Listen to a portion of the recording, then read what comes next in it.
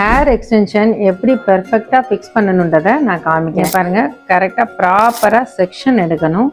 எல்லா ஸ்டாண்டுமே சேம் ஒரே மாதிரி இருக்கணும். ஒன்று பல்ஜாக ஒன்று தின்னாக இருக்கக்கூடாது. ப்ராப்பராக செக்ஷன் எடுத்தால் தான் உங்களுக்கு இந்த மாதிரி ஃபிக்ஸிங் வரும். நம்ம மாற்றி மாற்றி செக்ஷன் எடுத்தோம்னா ஒன்று மேலே ஒன்று கீழே இருக்கும்போது கிளைண்ட்டால் ஹேண்டில் பண்ண முடியாது. சீக்கிரமாக எக்ஸ்டென்ஷன் ரிமூவ் ஆகிடும். ஸோ இந்த மாதிரி ஃபிக்ஸ் பண்ணால் உங்களுக்கு 4 to 5 months வரைக்கும் எக்ஸ்டென்ஷன் ஹேர்லேயே ஹோல்ட் பண்ணணும். நம்ம ஹேர் எக்ஸ்டென்ஷன் ஃபிக்ஸ் பண்ணும்போது எப்போதுமே போத் சைடும் half inch லீவ் பண்ணணும்.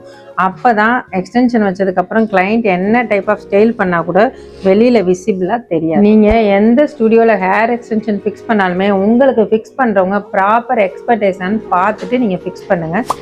இந்த மாதிரி ஹேர் எக்ஸ்டென்ஷன் பற்றி யூஸ்ஃபுல்லான கண்டென்ட் தெரியணுமா? அப்போ நம்ம பேஜை ஃபாலோ பண்ணுங்கள்.